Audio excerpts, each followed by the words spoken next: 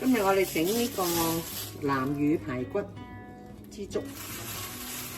材料咧，我哋將已經整好咗嘅枝竹啦，浸好咗，然之後我哋擺咗入急凍儲存嘅。咁我哋而家攞翻出嚟一煮就係啦。冬菇咧就係已經係準備好咗嘅，已經醃好咗冬菇。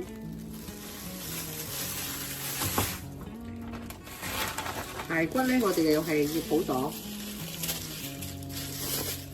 就喺個急凍嗰度攞翻出嚟就得啦。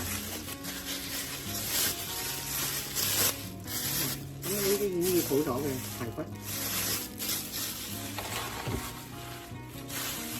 咁我哋要用少少糖啦，冰糖。首先開